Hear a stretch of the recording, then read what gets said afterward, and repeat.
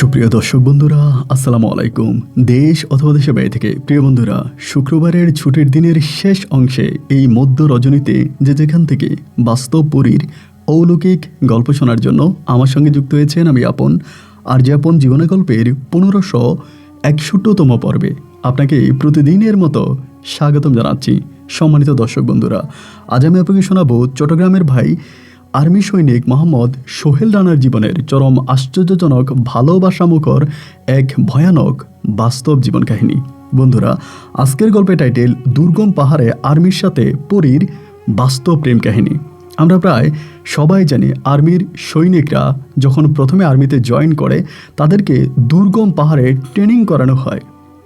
সেই দুর্গম পাহাড়ে যেখানে নেই কোনো নেটওয়ার্ক, নেই কোনো মানুষের বসতি, শুধু রয়েছে প্রকৃতির এক নিবিড় প্রেম আর নিবিড় ভালোবাসা। তেমনি এক দুর্গম পাহাড়ে মনোরম পরিবেশে মধ্যরাতে যদি কোনো এক চাকমা পরীর সঙ্গে সে আর্মি সৈনিকের প্রেম হয়ে যায়, তবে তা কেমন? এই শুধু প্রেমই নয়, এই প্রেম হার মানাবে লাইলি মজনু শ্রীফরাদার রাধাকৃষ্ণকে। আপনার মনের মনিকোটায় এক অন্যরকম শান্তি দেবে আজকে চট্টগ্রামের ছেলে সৈনিক সোহেলের জীবনের গল্পটা। তাই তো সবাইকে অনুরোধ করব, শুরু থেকে শেষ পর্যন্ত চট্টগ্রামের ভাই সৈনিক সোহেলের জীবনের এই করুণ বাস্তব ভয়ানক গল্পটা আপনার প্রত্যেকে আমার মুখে শুনবেন এবং গল্প শেষে ভাই সোহেল রানাকে ঠিক আপনার মতো করে একটা মন্তব্য কমেন্ট বক্সে লিখবেন। ধন্যবাদ সবাইকে। সুপ্রিয় দর্শক বন্ধুরা, আসসালামু আলাইকুম। আমার নাম মোহাম্মদ সোহেল রানা, আমার বাড়ি বন্দনগরের চট্টগ্রাম।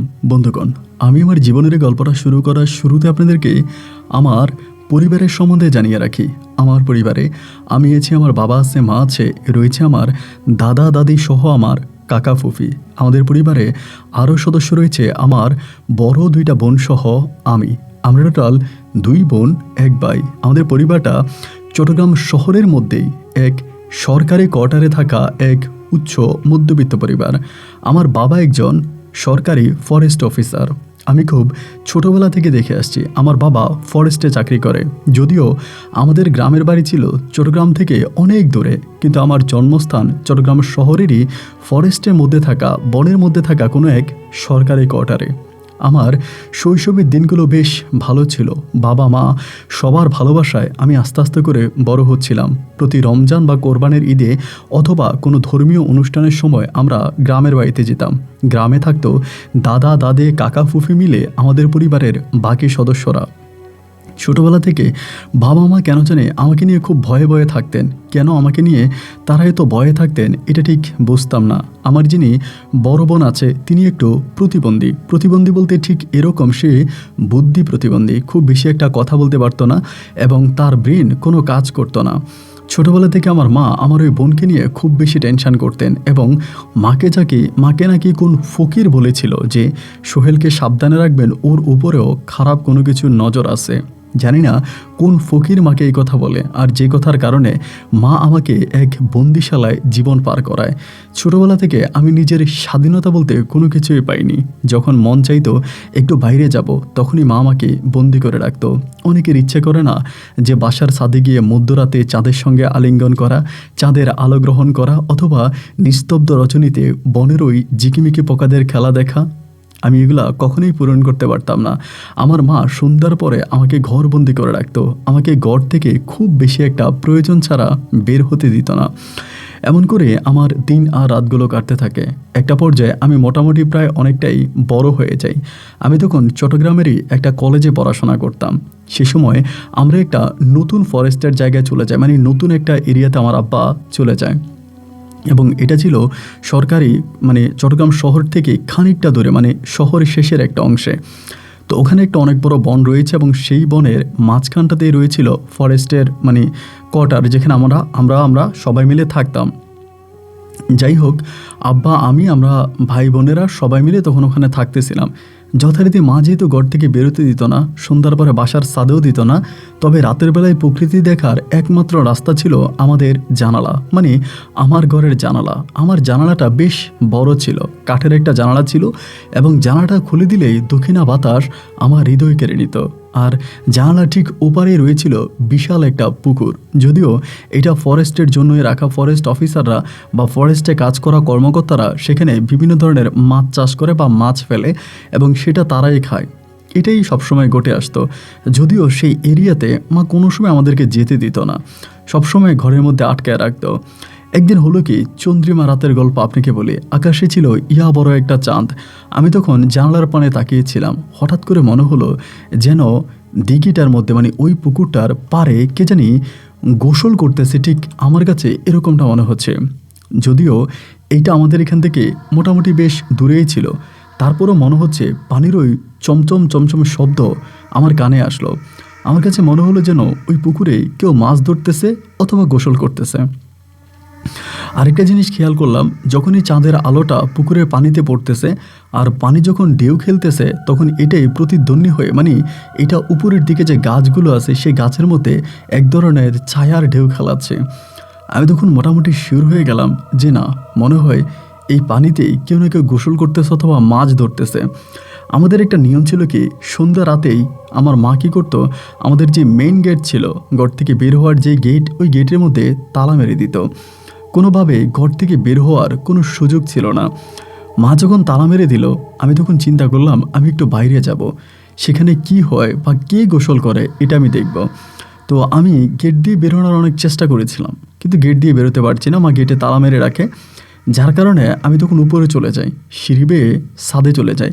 আমাদের এই অফিসারটা ছিল, মানে আমাদের এই বিল্ডিংটা ছিল দোতলা। তো দোতলার ছাদে যখন চলে যাই তখন সেটা হয়ে গেল 3 তলা। আমাদের এই মানে বিল্ডিংটা কিন্তু বেশ সুন্দর একটা জায়গায়। রাতের বেলায় মাঝে মাঝে অথবা বিকেলবেলা যদি আপনি ছাদে যাইতেন তাহলে দেখতেন যে অনেক বন্য প্রাণীরা ঘুরে বেড়ায়। আর বিশেষ করে এই বনে প্রচুর পরিমাণে পাখি ছিল। পাখিদের খেলা দেখলে হৃদয় একবারে শীতল হয়ে যেত। সেই চন্দ্রিমার আলোতে আমি অনেক কষ্ট করে বাসা থেকে গেটের মানে ছাদে ওঠার চাবি ম্যানেজ করে আমি তখন ছাদে গেলাম। ছাদে যাওয়ার পরে আমি স্পষ্টভাবে দেখলাম যে ওই পুকুরে কেউ একজন গোসল করতেছে এবং যাকে দেখে মনে হলো তার পোশাকগুলো ছিল একেবারে লাল কালার, মানে লাল রঙের কোনো একটা পোশাক, এবং সে খুব মজা করে পুকুরের মধ্যে সাঁতরাচ্ছে, গোসল করতেছে। এই জিনিসটা আমি তখন দেখতে পেলাম, কিন্তু বুঝতে পারলাম না মধ্যরাতে কে বা এই দিঘিতে গোসল করে, বা দিঘিতে গোসল করার জন্য এত রাতে কে আসবে। কোনো কিছু বুঝে ওঠার আগেই মায়ের ভয়টা মনের ভিতর ঢুকে গেল। আয় হায়, মা যদি কোনোভাবে ঘুম থেকে উঠে দেখে আমি বিছানায় নাই আর আমি ছাদে চলে আসছি, তাহলে তো মা আমার অস্তিত্ব রাখবে না, ঘর বাড়ির সব মাথায় তুলে নেবে। এই কাজ ভুলেও করা যাবে না। আমি তাড়াহুড়ো করে উপর থেকে নিচে নেমে আসলাম এবং নিচে এসে দেখলাম যে ভাগ্যিস আমার মা এখনও ঘুম থেকে উঠেনি। আমি তখন জানালা দিয়ে আরও অনেকক্ষণ ধরে এটা দেখলাম। ফজরের প্রায় খানিকটা আগ পর্যন্ত এই দৃশ্য আমি দেখলাম এবং একটা সময় ফজরের আজানের পরে জিনিসটা মিলিত হয়ে গেল। এরপরে যথারীতি বাবার সঙ্গে আমি ফজরের সালাত আদায় করলাম। নামাজ শেষ করে আমি ঘুমোতে গেলাম। খুব ভোরে ভোরে আমি ঘুমিয়ে গেলাম এবং দিনের প্রায় 9টা বাজে উঠে খুব তাড়াহুড়ো করে কলেজের উদ্দেশ্যে রওনা দিলাম।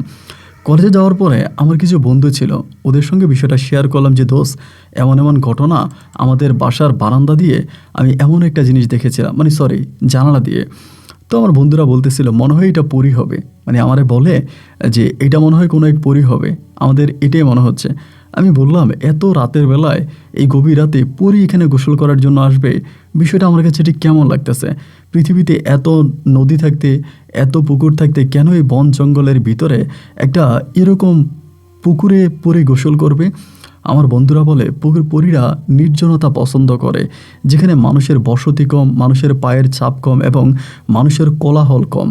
ঠিক এরকম একটা জায়গায় পরীরা থাকতে পছন্দ করে, যেহেতু এটা একটা দুর্গম এলাকা যেটা শুধুই বন জঙ্গলে ঘেরা, যার কারণে মনে হচ্ছে সেখানে একটা পুকুর পরীদের খুব পছন্দনীয়, তারা এখানে গোসল করে, তুই কিন্তু বিরক্ত করিস না। আমার বন্ধুদের মধ্যে আমার একটা বন্ধু আছে যার নাম হচ্ছে কবির হোসেন। ওই আবার এই প্যারানর্মাল বিষয়গুলো একটু ভালো বুঝতো।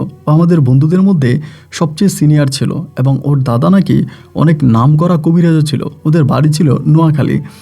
আমার এই বন্ধু বলতেছে দোস্ত, তোর কথাবার্তা শুনে যেটা মনে হচ্ছে যে শিওর এটা কোনো একটা পরী হবে, খবরদার বলেও একে বিরক্ত করতে যাইস না, ওকে বিরক্ত করলে তোকে আস্ত রাখবে না, তোকে মেরেই ফেলবে।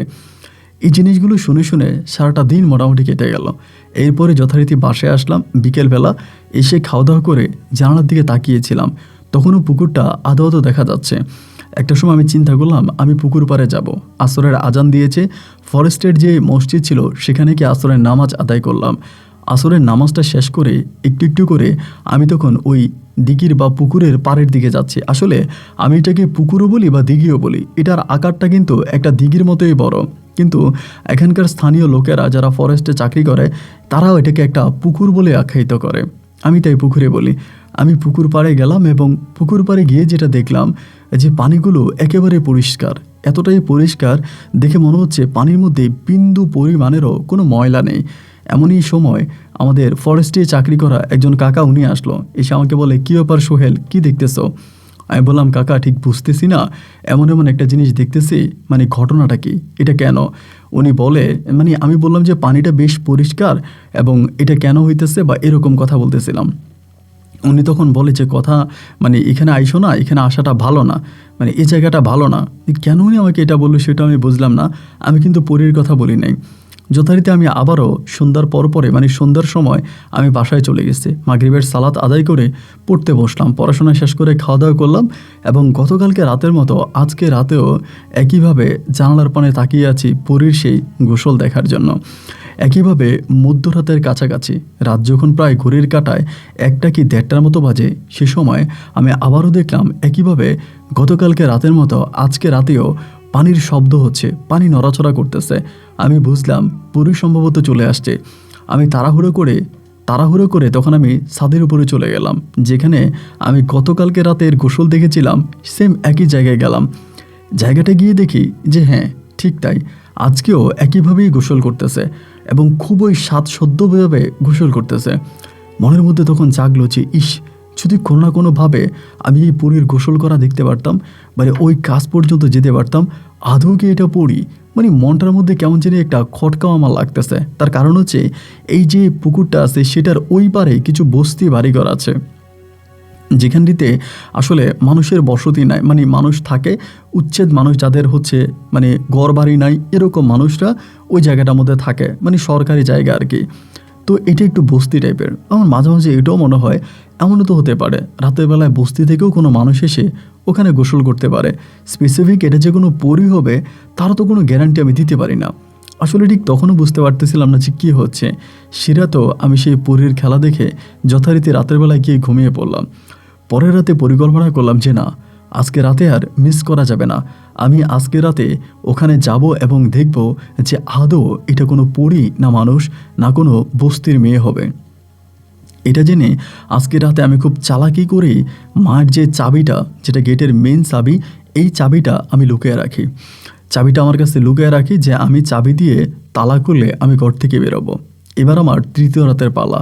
তৃতীয় রাতে একইভাবে মধ্যরাতের কাছাকাছি পানির সেই ছলপচল শব্দ আমি শুনতে পাচ্ছি। সেদিন আমি আর বাসার ছাদে গেলাম না। সাহস করে চাবিটা নিয়ে আমি তখন দরজাটা খুললাম এবং দরজাটা খোলার পরেই খুব ভয় নিয়ে আস্তে আস্তে করে বেরোচ্ছিলাম। মনে মনে ভাবতেছিলাম মা যদি দেখে ফেলে তাহলে তো আমার অস্তিত্ব রাখবে না। এরপরেও আমি পরীর সঙ্গে দেখা করার জন্য, নিজের চোখে পরী দেখার জন্য আমি আস্তে আস্তে করে আমাদের ওই ঘরের পিছনে গেলাম। কটারের পিছন দিয়ে হাঁটতে হাঁটতে আমি পুকুর পাড় পর্যন্ত গেলাম। আশ্চর্য বিষয় হচ্ছে পুকুর পাড়ে যাওয়ার পরে আমি আর কাউকেই দেখতেছি না, মানে পুকুর পাড়ে আর কেউই নাই। আমি স্পষ্ট দেখলাম জানালা দিয়ে এখানে কেউ গোসল করতেছে, আমি গোসলের শব্দ পাচ্ছি এবং নিজের চোখে দেখতেছি। বাট এখন দেখতেছি যে না, এখানে কেউই নাই, এটা পুরোপুরি খালি এবং পানিও নড়াচড়া করতেছে না, একেবারে স্থির হয়ে আছে। তাহলে আমি দেখলাম কি, আর 1 মিনিটের মধ্যে এটা কোথায় বা চলে যাবে। ভয়ে ভয়ে আমি ওই জায়গাটার মধ্যে অনেকক্ষণ দাঁড়িয়েছিলাম। তারপরে না দেখে ব্যর্থ হয়ে ফিরে আসলাম। এই দিন রাতে আমি আর কিছুই দেখলাম না, কিন্তু সে রাতে আমার প্রচণ্ড রকমের জ্বর ওঠে। এতই জ্বর ওঠে যে আমি টানা 2 দিন বিছনা থেকে উঠতে পারি নাই। 2 দিন আমি মরণপণ যুদ্ধ করি জ্বরের সঙ্গে। 2 দিনে মনে হয় যেন আমি অনেক শুকিয়ে যাই। মা বাবা সবাই জিজ্ঞেস করতেছে কোনো বৃষ্টিতেও ভিজি নাই, ওয়েদারের মধ্যে এরকম চেঞ্জেবল নাই, সব কিছুই ঠিকঠাক আছে, তাহলে হঠাৎ করে আমি এভাবে জ্বরে আক্রান্ত কেন হয়ে গেলাম। আমি তখনও তাদেরকে সৎ উত্তর দিচ্ছি না, মানে বলতেছি না যে আমি এমন একটা কাজ করে বসেছি। এটা শুনলে তো আর আমার আব্বা আম্মা আমার অস্তিত্ব ঠিক রাখবে না, আমাকে পিটাই মেরে ফেলবে। যাই হোক, আস্তে আস্তে করে সময়গুলো অতিবাহিত হচ্ছিল। এরকম করে 2 দিন পার হলো, আমার জ্বরটা মোটামুটি ভালো হলো। এর পরের রাতে আমি আবারও জানালার পাশে দাঁড়ালাম, মানে জ্বর ভালো হওয়ার পরে। আপনি বিশ্বাস করবেন কিনা জানি না, সে রাতেও আমি একইভাবে পরীর গোসল করা দেখলাম। সে গোসল করতেছে, পানি নড়তেছে এবং পানি নড়ার শব্দ পাচ্ছি। ওই যে পানি নড়ে সেটার ছায়াটা গাছের উপরে ঝুলতেছে, সেটাও দেখতেছি।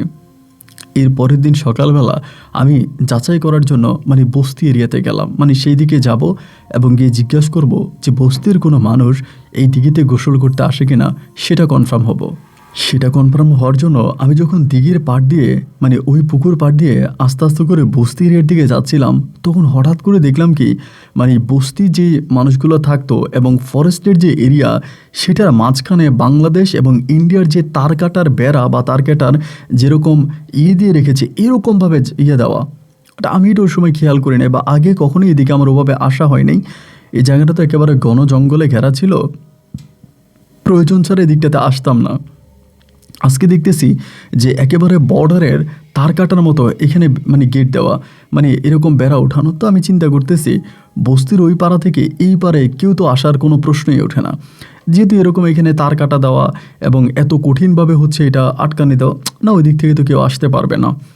তো এই চিন্তা করে অনেকক্ষণ ধরে দাঁড়িয়ে আছে। দাঁড়িয়ে থাকার পরে আমি ফিরে আসতেছি।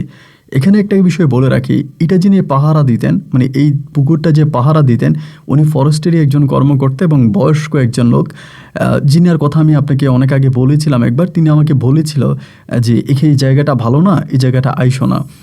তো সেই তার কাটার বেড়া দিয়ে আমি যখন আস্তে আস্তে করে আসতেছিলাম, দিঘির পাড়ের কাছাকাছি আসার পরে আমার সেই দাদার সঙ্গে দেখা, মানে উনি আমার বয়স্ক লোক, আমার মানে সরি কাকার সঙ্গে দেখা, আমি কাকা ডাকতাম। পরে আমারে বলতেছে যে কী ব্যাপার সোহেল, কোথায় গিয়েছিলা? আমি তখন ওনার মুখের দিকে তাকায় আছি। উনি তখন মোটামুটি বুঝে গেছে যে আমি কিছু একটা এরকম খুঁজতেছি। পরে আমারে বলে কী হলো, জিজ্ঞেস করলাম না কোথায় গেছিলাম। আমি বললাম গিয়েছিলাম এই সাইডে বস্তির দিকে। উনি বলে এইখানে তো বস্তির দিকে যাওয়ার কোনো রাস্তা নাই, এখানে তো তার কাটা দেওয়া, তুমি বস্তির দিকে কীভাবে যাইতা? আমি বললাম না, আমি সে তার কাটার বেড়াটাই দেখতে গিয়েছিলাম। তো উনি বলে কেন তার কাটার বেড়া দেখতে গিয়েছিলাম? আমি তখন আর কথা না বাড়িয়ে আস্তে আস্তে চলে আসতেছি আর মনে মনে জিজ্ঞেস করতেছি, বিষয়টা আমি না হয় অন্য কাউরে না বলে অ্যাটলিস্ট ওনাকে তো জিজ্ঞেস করতে পারি। উনি যেহেতু সে এলাকার লোক বা ওখানে থাকে, উনি এই পুকুরটা পাহারা দেয়, উনি তো এটার ভালো জানবে। আদৌ কি এটা আমার চোখের কোনো খেলা ছিল না ধোঁয়াশা ছিল? আমি একটু ওনাকে জিজ্ঞেস করি। খানিকটা সামনে যাওয়ার পরে সেখান থেকে টার্ন নিয়ে আমি ফিরে আসি। এসে ওনাকে জিজ্ঞেস করলাম যে কাকা, কিছু মনে করবেন না, একটা কথা আপনাকে জিজ্ঞেস করি। এইটা জিজ্ঞেস করব বলি যখন ওনার দিকে তাকালাম, উনি আমাকে হাতে ইশারা দিল ঘরে আসার জন্য। তো ঘরে আসার জন্য যখন বলল, আমি একটু ভয় পেয়ে গেলাম। কি ব্যাপার, বাইরে দাঁড়িয়ে কি এসব কথা বলা যায় না? উনি আমাকে ঘরের ভিতর নিয়ে গেছে। নিয়ে যাওয়ার পরে আমারে বলতেছে, আমি জানি সোহেল তুমি কি বলবা। আমি বললাম, যদি জেনেই থাকেন তাহলে এটা কি? উনি বলেন, না আমি এর কোনো ব্যাখ্যা তোমাকে দিতে পারবো না, তবে তোমাকে আমি অনুরোধ করব, তুমি তোমার ঘরের যে দক্ষিণের জানালাটা আছে, জানালাটা বন্ধ করে রাখবা। তোমার ভাগ্য ভালো যে তোমার নজর এর উপরে এখনও ওভাবে পড়ে নাই। যদি সত্যি তোমার উপরে তার নজর খারাপভাবে পড়ে যায়, তাহলে তোমাকে বাঁচানোর ক্ষমতা আল্লাহ ছাড়া কারোই নাই। তুমি এমন কোনো কাজ করো না যার কারণে তোমার বাবা মা তোমাকে হারায়। আমি তখন বললাম, কাকা আপনি সিরিয়াসলি আমাকে এরকম ভয় কেন দেখাচ্ছেন?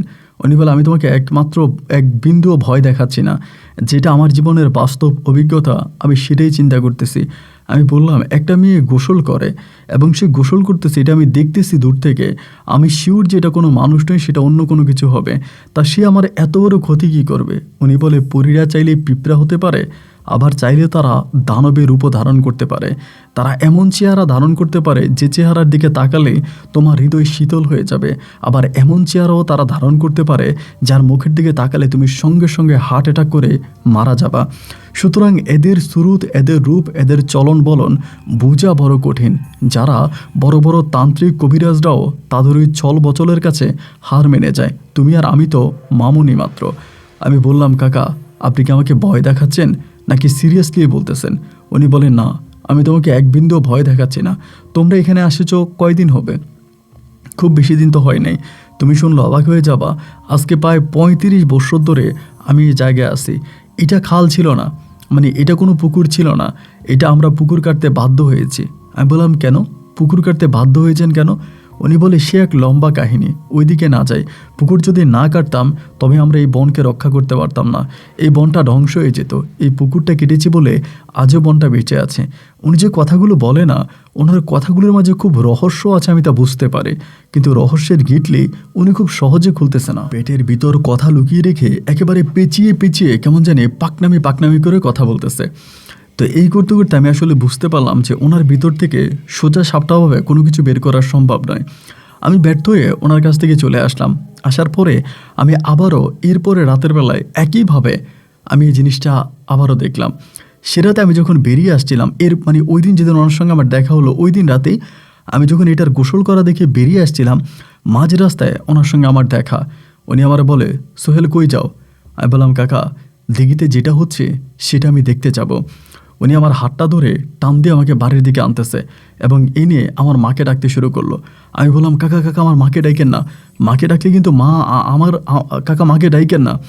উনি মারে কয়েকটা ডাক দেওয়াতে মা তখন ঘুম থেকে উঠে গেছে এবং সঙ্গে সঙ্গে আমাদের মেইন গেটে যে দারোয়ান ছিল, যে মেইন গেট, ওই গেটে দারোয়ানও বিষয়টা টের পেয়েছে। আব্বা ঘুম থেকে উঠলো, মা উঠলো, বড় বোনেরা উঠে গেল এবং সবাই উঠে যাওয়ার পরে কাকা তখন সবার কাছে বলতে শুরু করলো যে সোহেল এটা করছে। আমার মা মুহূর্তের মধ্যে কান্নাকাটি করে এসে আমাকে জড়ায় ধরছে। সারাটা রাত আর কেউ ঘুমায় নাই, মাও ঘুমায় নাই, আমরাও ঘুমাই নাই, কেউই ঘুমায় নাই। সকালবেলা হওয়ার সঙ্গে সঙ্গে মা বাবারে বলতেছে, তুমি এই কোয়ার্টার চেঞ্জ করো। আমার আব্বা বলতেছে, আমি এখন হঠাৎ করে কোয়ার্টার কোথায় চেঞ্জ করব? মা তখন করলো কি, আমাদেরকে বলতেছে যে তোমার 2 মেয়েরই রেখে গেলাম, তুমি তোমার 2 মেয়ের সঙ্গে এই বাসা পরিবর্তন করবা, আমি এই বাসায় থাকবো না, আমি সোহেলকে নিয়ে আমি আমার বাপের বাড়িতে চলে যাব। মারে আমি বলতেছি, মা তুমি এত ভয় কেন পাচ্ছ? মা বলে, আমি কেন ভয় পাচ্ছি এটা তুই বুঝতে পারবি না। যদি এটা বুঝতি তাহলে তুই এত বড় কাজ কখনোই করতি না। তুই মরণ নিয়ে খেলা করতেছিস, আমি নিশ্চিত তোর মৃত্যু দেখতেছি। আমি মা হিসেবে কি ভয় পাবো না? আমি মায়ের কথা শুনে বেশ অবাকে হয়ে যাচ্ছে যে কি ব্যাপার, কেন সবাই এরকমটা করতেছে? এখানে গোসল করতে দেখা এমন কি পাপ, এমন কি অন্যায়? দিনে 10টা বাজে মা তখন আমাকে নিয়ে রওনা দিল নানু বাড়িতে, নানু বাড়িতে চলে যাবে, এখানে উনি থাকবেই না, কোনোভাবেই থাকবে না। জোর জবস্তি করে আমাকে নিয়ে নানু বাড়িতে চলে গেছে এবং 4 দিন পর্যন্ত নানু বাড়িতে ছিলাম। 4 দিন পরে আমার আব্বা তখন খবর পাঠাইলো, আমার আব্বা আমার ডকুমেন্টগুলো আর্মিতে জমা দিয়েছিল, আপনার জয়েনিংয়ের জন্য আর কি। তো আর্মিতে ওই দিন লোক নেবে, বাছাই করবে। তা আমার আব্বা তাড়াতাড়ি খবর পাঠাইছে যা আমাকে যাতে সকালবেলা নিয়ে আসা হয় এবং যে মাঠে আমার ট্রেনিং হয়, পরীক্ষা হয়, ওই মাঠে যথারীতি আমার যেভাবে তারা নেয় ওভাবে পরীক্ষা নিরীক্ষা করি এবং একটা পর্যায়ে আমি পাশ করি। আমার আব্বাও সেখানে ছিল এবং তো পাশ করলে পরে আমার আব্বার ইচ্ছা ছিল যে তিনি আমাকে অফিসার র্যাঙ্কে দিবে, কিন্তু অফিসার র্যাঙ্কে টিকে না, আমি টিকেছিলাম হচ্ছে সৈনিকে। তা আমার আব্বা আসলে সৈনিকে আমাকে দেওয়ার কোনো ইচ্ছা ছিল না। তারপরেও মামা বলল, একটা কাজ করেন, যেহেতু সৈনিকে পাইছে সৈনিকে দিয়ে দেন এবং সৈনিক থেকে একটা পর্যায়ে তার পদমর্যাদা হবে, ওর যেহেতু বয়স কম, ছোট মানুষ, তার সৈনিকেই করুক। তো আমার মামার কথা শুনে আমার আব্বা তখন রাজি হয়ে গেল এবং একটা পর্যায়ে আমাকে তখন সৈনিকে জয়েন করাই দিল। তো আমি তখন ট্রেনিংয়ের জন্য চলে গেলাম চট্টগ্রামের মধ্যে যে বর্ডার ছিল ওখানে এবং সেখানে ট্রেনিং করলাম এবং আমার ট্রেনিং শেষ হওয়া পর্যন্ত 1 দিনের জন্য আমি আমার আব্বার সঙ্গে দেখা করার জন্য ওই কোয়ার্টারে আসতে পারি নাই। কোনোভাবে আমাকে কোয়ার্টার এরিয়াতে আসতে দেওয়াই হয়নি এবং আমার ট্রেনিং করা অবস্থায় আমার মা তখন আব্বাকে চাপ দিয়ে সে কোয়ার্টারটাই চেঞ্জ করে ফেলে এবং আব্বা আম্মা আমার বোনেরা মিলে তখন একটা প্রাইভেট বাসা নিয়ে নেয়, বাসা ভাড়া করে সে বাসায় তারা তখন থাকতো। তো আমার ট্রেনিং সম্পূর্ণ হলো, তখন আমার জয়েনিং হয়ে গেল। এর মাঝে অনেকগুলো মাস কেটে গেল, আর কোনো ঘটনা নাই, মোটামুটি সব কিছু ঠিকঠাকই আছে এবং আমার জয়েনিং হলো। তখন জয়েনিং হওয়ার পর আমাকে ট্রান্সফার করা হলো, আমার জয়েন দেওয়া হয়েছে আপনার বান্দরবানে। এবং আমি তো আসলে খুব উচ্চ বিলাসী একটা ছেলে, কোনো সময় আসলে কষ্টের কাজ করি নাই। ট্রেনিং করা অবস্থায় যে আমার কী কষ্ট হয়েছে এইটা আমি অ্যাটলিস্ট আপনাকে বলে বোঝাতে পারবো না। আমি অনেকবার ভেবেছিলাম যে না, আমি কাজ করব না, আমি আর্মিতে জয়েন করব না, আমি এখান থেকে চলে যাব।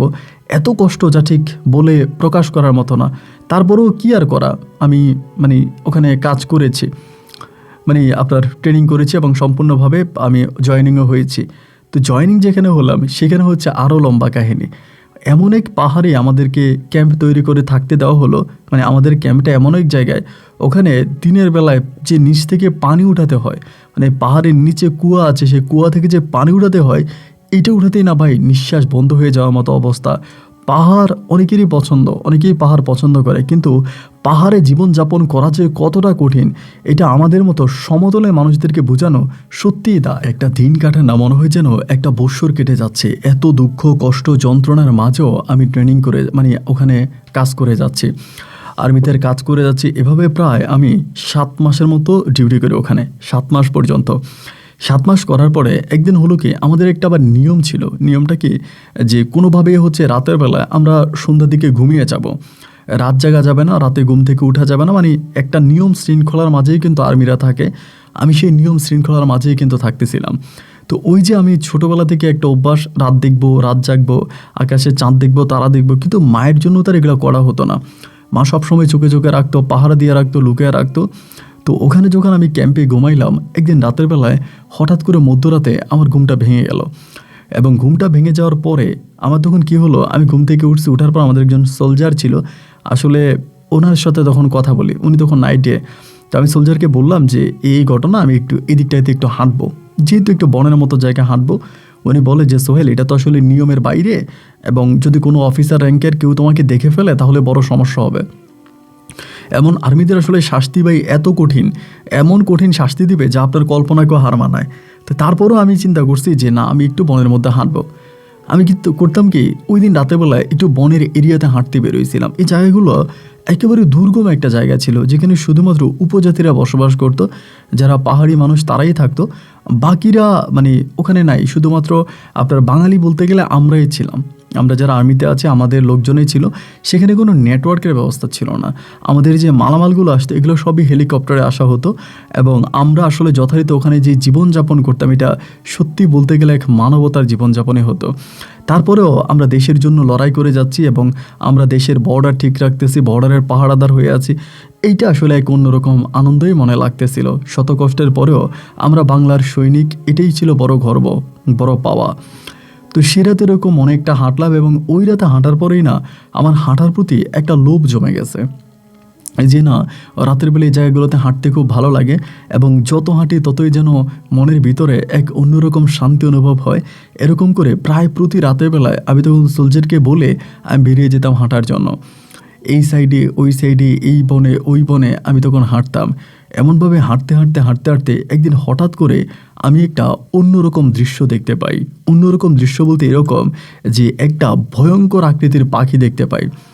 যেহেতু এটা একটা দুর্গম পাহাড়ি এলাকা, যেখানে মানুষের বসতি নাই, ওখানে বন্য প্রাণীদের বসতি থাকবে তাই স্বাভাবিক, কিন্তু এত বড় একটা পাখি আমি দেখলাম একটা ঢালে বসে আছে, এবং মোটামুটি চন্দ্রিমা রাতের বেলায়। আমি প্রথমে একটু ভয় পেয়ে গেলাম, কি ব্যাপার, পাখির আকৃতি তো কখনো এত বড় হয় না, বিশাল আকৃতির এক পাখি, এবং তার রঙটা ছিল সম্পূর্ণ সাদা, সাদা রঙের একটা পাখি। তো ওটা দেখার পরে আমি তখন একটু ভয় পেয়ে গেলাম, ভয়ও পাইলাম, আবার চিন্তাও করতেছি এটা কী ধরনের পাখি হতে পারে। সময় না দিয়ে আমি তখন ওখান থেকে যত দ্রুত পারলাম কেটে চলে আসলাম এই দিকটাতে। এবার দিনের বেলায় ডিউটির ফাঁকে একটা পর্যায়ে আমি সেই গাছটার নিচে আবারও গেলাম, যেখানে আমি দিনের বেলা রাতের বেলায় দেখলাম একটা ভয়ঙ্কর আকৃতির পাখি ওখানে বসে আছে। দিনের বেলায় গিয়ে দেখি যে পাখিটাকে দেখা যায় কিনা। তো দিনের বেলায় ওই কৌতূহল নিয়ে আস্তে আস্তে করে ওই গাছটার নিচে গেলাম। গাছটা কাছে যাওয়ার পরে দেখলাম কি যে গাছটার নিচে একটা উপজাতি মেয়ে বসে আছে, এবং সে কি জানি কি খাচ্ছে। ওখানে যতগুলো উপজাতি মেয়েরা আছে বা পুরুষ আছে, এদের প্রায় সবাইকে আমার চেনা, কিন্তু এই মেয়েটাকে আমি চিনলাম না। এবং মেয়েটার বেশভূষা দেখলে সে যে আসলে কোনো সাকমা মানুষ তা আসলে বোঝাই যায় না। চেহারাটা মোটামুটি বাঙালিদের মতোই ছিল, এবং খুবই সুস্থি এবং সুন্দর চেহারার একটা মেয়ে ছিল। তো আমি তখন তার কাছে গেলাম, আমার গায়ে তখন সৈনিকের পোশাক ছিল। নাম জিজ্ঞেস করলাম, নাম জিজ্ঞেস করার পরে সে অনেক লম্বা একটা নাম বলছে। এত লম্বা নাম আমি মুখস্থ করতে পারিনি, শুধু তার নামের লাস্ট অক্ষরটা ছিল উখি। আমার শুধু উখিটুকু মনে আছে। তো আমি বললাম যে তোমাদের পাড়া কোনটা, আমাকে ওই পাড়াটা দেখাই দিল। তাই আমি বললাম যে সে পাড়ার কারবারিকে। তো বললো যে বড় যে পাড়া আছে, বড় পাড়ার কারবারিয়ে ওই ছোট পাড়াটা দেখাশোনা করে। তাই আমি বললাম যে আচ্ছা বেশ ভালো। তাই আমি বললাম যে উখি, ও তো বাংলা ভাষাটা অত ভালো বুঝে না, আমরা আবার ওখানে থাকতে থাকতে ওদের যে স্থানীয় ভাষাটা আছে এটা মোটামুটি কিছুটা বুঝে গেছি। আমরা মোটামুটি বলতে পারি, বাট ওদের মতো অত ভালো স্পষ্ট বলতে পারি না, কিন্তু কিছু কিছু বলতে পারি। তো যতটুকু বলতে পারি ওদের ভাষায় তখন আমি ওকে বলতেছিলাম যে এই জায়গাটার মধ্যে আমি কালকে রাতে এইখানে গাছের মধ্যে একটা বিশাল বড় পাখি দেখেছিলাম। এই জায়গার মধ্যে পাখিটা কোত্থেকে আসলো, বা এটা আসার কারণ কি জিজ্ঞেস করার পরে ওই তখন হাসে। তাই আমি বললাম যে কী ব্যাপার, হাসতেছো কেন? আমি কালকে রাতে এখানে আসলাম, গাছটার মধ্যে অনেক বড় একটা পাখি দেখলাম, এটা কি পাখি? ও তখন বলে এটা আমার পাখি। এমনি বলে মানে ওদের ল্যাঙ্গুয়েজে, ওদের ভাষায়। আমি বলি, তোমার পাখি? বলে হ্যাঁ আমার পাখি। তাই আমি বললাম যে তুই পাখিটা এখন কোথায়? বলে এটা শুধু রাতের বেলায় আসে, দিনের বেলায় না। ওর কথাগুলোর মাঝে ভাই কেমন যেন একটু কৌতূহল ছিল, মানে ও যে কথা বলতেছে মানে কেমন যেন একটু ভয়ভীতি নিয়ে কথা বলতেছে, মানে আমাকে একটু দেখাচ্ছে, মানে থিম দেখাচ্ছে। তা আমি আর কথা বাড়াইলাম না, কথা না বাড়িয়ে আমি চলে আসছি। ওই দিন রাতের বেলায় আমি আর ওখানে যাই নাই। এর পরের দিন দুপুরবেলা আমি আবারও সেই জায়গাটায় গেছি, যাওয়ার পরে দেখলাম একইভাবে একই জায়গায় ওইটা ওই দিনও বসে আছে। তো বসে থাকার পরে সেদিন আবার আমাদের ডিউটি একটু ফাঁকা ছিল, মানে কাজ কম ছিল। তো আমি চিন্তা করলাম ওখানে বসে ওর সাথে একটু কথা বলি। আর আমার জীবনে আমি যত উপজাতি মেয়ে দেখেছি এই এলাকাতে সত্যিই মেয়েটাকে আমার খুব ভালো লেগেছে। মানে উখি নামের যে মেয়েটা, ওর চেহারা খুবই সুন্দর ছিল, কথাবার্তা বা সর্বদিক থেকে বেশ ভালোই লাগতেছিল। পরে আমি এই জায়গার মধ্যে বসে ওর সঙ্গে কথা বলতেছি, ও আমার সঙ্গে কথা বলতেছে। পরে আমি এরকম করি মাঝে মাঝে বলতে প্রায় প্রতিদিনই দুপুরবেলা সে জায়গায় যাইতাম, তার সঙ্গে কথা বলতাম এবং তাকে জিজ্ঞেস করতাম যে উখি তুমি এখানে এসে কেন বসে থাকো? তোমাদের পাহাড়ে তো অনেক জায়গা আছে, চাইলে অন্য কোনো জায়গায় যেতে পারো, অন্য কোনো সাইডে বসতে পারো, কিন্তু তুমি কোথাও কোনো দিকে না গিয়ে স্পেসিফিক কেন এই জায়গাটার মধ্যে বসে থাকো, এর কারণটা কি? ও তখন আমাকে বলে আমি আমার বান্ধবীর সঙ্গে দেখা করার জন্য এই জায়গার মধ্যে আসি। কিরে, তার আবার কোন বান্ধবীর সাথে এসে দেখা করতে জায়গায় আসে? তো আমি আর বুঝলাম না সেগুলো কি বলে, কিন্তু আমার প্রতিদিনে আমি এই জায়গার মধ্যে চলে যেতাম ওর সঙ্গে দেখা করার জন্য। ওর সঙ্গে যাইতাম, গল্পগুজব করতাম, কথা বলতাম। এভাবে দিন যত সামনের দিকে যাচ্ছে এই উখি মেয়েটার প্রতি আমার মনের আন্তরিকতা বা টান অনেকটা বাড়তেছে। এমন করতে করতে দীর্ঘ প্রায় 2 মাস ধরে আমি প্রতিনিয়ত ওর এখানে যাই, ওর সঙ্গে কথা বলে গল্প করি। 2 মাস পরে ও আসলেই সেই পাড়ার মেয়ে কিনা। অনেক সময় দেখা যায় অনেকে আর্মিদেরকে অ্যাটাক করার জন্য ফাঁদ পাতে মেয়ে দিয়ে। তো আমার বোনের ভিতরে আবার এটাও ভয় লাগলো যে এ আমাকে ফাঁদ পাতলো কিনা আমাকে অ্যাটাক করার জন্য। যার জন্য আমি তার ডিটেলসে জিজ্ঞেস করলাম যে তোমাদের পাড়া কোনটা, আমি তোমাদের পাড়ায় ভিজিট করতে যাব। ওর সঙ্গে একদিন আমি ওদের ওই পাড়ার ভিতরে যাই এবং ওদের পাড়ার যে কারবারি আছে সে কারবারির সঙ্গেও কথা বলি এবং কারবারিও বলে ও এই পাড়ার মেয়ে না, ও অন্য পাড়ায় থাকতো, ওর মা নাকি 2 বিয়ে বসে, ও সেই পাড়া থেকে ওকে এই পাড়ায় নিয়ে আসছে, ও মূলত এই পাড়ার মেয়ে না। তো যাই হোক, তখন আমি শিওর হয়ে গেলাম যে না, ও কোনো খারাপ মেয়ে না বা আমাকে অ্যাটাক করার জন্য কোনো ফাঁদ পাতে নাই এবং ও ভালো। এই মনে করে আমি তখন তার সঙ্গে কথা বলি, সে আমার সঙ্গে কথা বলে, আমি তার সঙ্গে কথা বলি এবং এমন করে সময়গুলো কাটতে একটা সময় জিজ্ঞেস করেছি ওকে, তুমি কি কখনো বাঙালি ছেলেকে বিয়ে করবা? তোমার কি কোনো ইচ্ছা আছে? ও সবসময় বলে ও পড়াশোনা কিন্তু খুব একটা করেনি। এটা আমি তখন বুঝতে পারিনি ভাই, এখনই জিনিসগুলো বুঝতেছি আর কি। ও পড়াশোনা করেনি কিন্তু ও অনর্গল ইংলিশ বলতে পারতো, ইংলিশ ভাষায় কথা বলতে পারতো, খুব সহজে বাংলায় কথা বলতে পারতো, বিভিন্ন অ্যারাবিক ভাষাও কথা বলতে পারতো। তো ও যে বিভিন্ন ভাষায় বা বিভিন্ন ল্যাঙ্গুয়েজে কথা বলে এবং সেটা কিভাবে বলে আমি তা বুঝতে পারতাম না। আমি ভাবতাম ও যে অন্য কোনো পাড়ায় ছিল, সেখানেই সম্ভবত কোনো শিক্ষিত মানুষ ছিল, তাদের সঙ্গে কথাবার্তা বলছে বা তাদের মাঝেও হয়তো ভাষাগুলো শিখেছে। এটাই কিন্তু আমি তখন মনে করি। এভাবে সময় যত সামনের দিকে যাচ্ছে উখির প্রতি আমার মনের টান ঠিক ততটাই বেড়ে যাচ্ছে। একটা পর্যায়ে আমাদের এখানে তো আসলে ছুটি হয় আপনার প্রতি বাৎসরিক ছুটি হয়। আপনারা যেরকম অন্যান্য ছুটিগুলোতে ঈদের সময় ছুটি পান, রমজানের ছুটি পান, আমাদের ছুটিগুলো কিন্তু এরকম না। আমাদের ঈদ হয় যখন আমরা বাড়িতে যাই তখনই আমাদের ঈদ, এই বিষয়টি এরকম। তো একটা সময় আমি লম্বা একটা ছুটি পেলাম বাড়িতে যাওয়ার জন্য। তাই আমি উখিরে বললাম যে উখি, আমি তো এরকম লম্বা একটা ছুটি পাইছি, বাড়িতে চলে যাব, এখন তুমি কি বলো? ও আমাকে বলে যে গেলেও সমস্যা নাই, আমি প্রতি রাতেই তোমার সঙ্গে দেখা করব। আমি ওর কথাটা শুনে একটু অবাকই হয়ে গেলাম যে কী ব্যাপার, ও প্রতি রাতে আমার সঙ্গে কেমনে দেখা করবে? তাই আমি ভাবলাম হয়তো ও দুষ্টমি করে বা আমার সাথে মজা করে। আমি বিষয়টা সিরিয়াসলি নিয়ে গেলাম না গিয়ে আমি যথারীতি আমার ব্যাগ ট্যাগ সব কিছু নিয়ে ওখান থেকে ছুটির কাটানোর জন্য চট্টগ্রামে চলে আসি। তখন আমাদের পরিবার চট্টগ্রামেই থাকতো এবং একটা বাসায় থাকতো।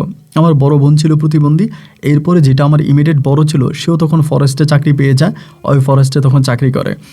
বাসায় মা ছিল, কাজের মেয়েরা ছিল। তো এরপরে বাসায় যাওয়ার পরে প্রথম রাতের ঘটনা আপনাকে বলি।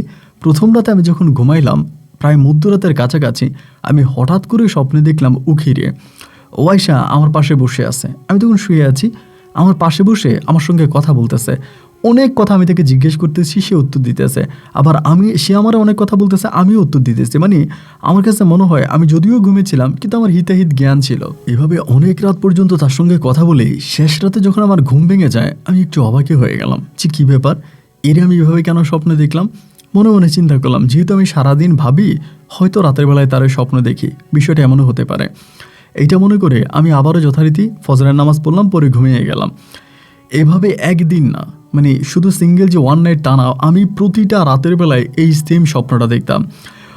কোনো সময় তার সঙ্গে কথা বলতে পারতাম, কোনো সময় কথা বলতে পারতাম না, কিন্তু সে আমার শয়নে, মানে আমার বিছানার পাশেই সে বসে থাকতো, বসে বসে হাসতো, আমার সঙ্গে কথা বলতো। মানে এক অন্যরকম জিনিস। আমি যতদিন ছিলাম, মানে আমার ছুটিটা প্রায় 21 দিনের মতো ছিল, এবং 21 দিনের ওই ছুটিতে আমি 21 দিন প্রতিটা রাতেই তার স্বপ্ন দেখেছি। প্রতিটা রাতেই সে আসতেছে, আমার পাশে বসতেছে, আমার সঙ্গে গল্প করতেছে, আমার সঙ্গে কথা বলতেছে। এবং এতগুলো দিন পার হয়ে যাওয়ার পরে আমার ছুটি শেষ হওয়ার আগেই আমি ক্যাম্পে জয়েন করে ফেললাম। ছুটি শেষ হওয়ার আগেই ক্যাম্পে জয়েন করলাম এইটা জানার জন্য যে আসলেই উখি যে আমার সঙ্গে স্বপ্নে এসে দেখা করতো, এর ব্যাখ্যাটা কী। এটা জানার জন্য আমি তখন ছুটি শেষ হওয়ার আগেই ক্যাম্পে জয়েন করি এবং উখির সঙ্গে দেখা করি। ওদের ওই পাড়ায় না, ওর একটা ফেভারিট জায়গা আছে, ওই সবসময় ওই জায়গাটাই বসে থাকে। এবং আমি জানি না যে আমি যখনই যাই তখনই দেখি যে ওইখানে বসে আছে, বাট ও একটা হিউম্যান, ও একটা মানুষ। কারণ হচ্ছে আমি যখনই ওর পাড়ার লোকজনের সঙ্গে কথা বলি, প্রায় সবাই ওকে চিনে, এবং পাড়া কারবারিও বলে যে মেয়েটা অনেক ভালো। তো ও তো একটা স্বাভাবিক মানুষ। এবার হলো কি ভাই, আমি ওরে জিজ্ঞেস করলাম যে ওকে কারণটা কি, বুঝলাম না। আমি যতদিন ধরে ছুটিতে আমার বাড়িতে ছিলাম, আমি প্রত্যেকটা দিন তোমাকে স্বপ্নে দেখেছি, তার কারণটা কি। ও একটা মিউস্কি হেসে আমাকে বলল যে আমি না আপনাকে কথা দিয়েছিলাম, আপনি মানে আপনার এলাকাতে গেলেও আপনার সঙ্গে আমার দেখা হবে। হ্যাঁ, তাই তো দেখা হয়েছে। আমি বললাম, মানে তোমার মাঝে কি কোনো পাওয়ার, মানে কোনো এক্সট্রা পাওয়ার আছে কিনা, কোনো ন্যাচারাল পাওয়ার, মানে এমন কোনো পাওয়ার আছে কিনা যেটা তুমি আসলে লাইক প্যারানর্মাল টাইপের কোনো কিছু। ও তখন হেসে বলে যে না। আমি বললাম তাহলে এটা কেন হলো? ও বলে মনের টান। তো মনের টান হলে একটা মানুষ কীভাবে প্রতিদিন একটা মানুষের স্বপ্নে আসে, এরও কোনো ব্যাখ্যা বা সঠিক কোনো উত্তর আমি খুঁজে পেলাম না। তো ঠিক আছে, আমাকে যেমন করে বোঝাচ্ছে আমি তেমন করে বুঝলাম। এরপরে এভাবে ওর সঙ্গে থাকতে থাকতে থাকতে থাকতে এক পর্যায়ে আমাদের যিনি সিনিয়র অফিসার ছিল, সে মোটামুটি বিষয়টা একটু আন্দাজ করে ফেলে যে আমি সেই পাড়ায় কোনো একটা মেয়ের সঙ্গে দেখা করে কথা বলি এবং তার সঙ্গে আমার কোনো প্রেম ভালোবাসা হয়ে যায়। আমি আমাদের সৈনিকের মধ্যে অনেককেই বিষয়টা জানাই, সম্ভবত তাদের মধ্যেই বিষয়টা লিক হয়ে যায়। তখন আমাকে আমার অফিসার প্রচণ্ড রকমের একটা শাস্তি দেয়, এত একটা শাস্তি দেয়, ওই শাস্তিটা আমি নিতে পারি নাই। এবং ওই শাস্তিটা যখন আমি নিতে পারি নাই, আমি আপনাকে ব্যাখ্যা না করি, যেহেতু এগুলো মানে ডিফেন্সের কথাবার্তা বলা ঠিক হবে না। তো ওই শাস্তিটা দেওয়ার পরে আমি তখন এক রাতে রাগ করে ওখান থেকে পালিয়ে চলে আসি যে না, আমি আর আর্মিতেই কাজ করব না। এবং সেখান থেকে পালিয়ে বাড়িতে চলে আসি এবং বাসায় চলে আসি।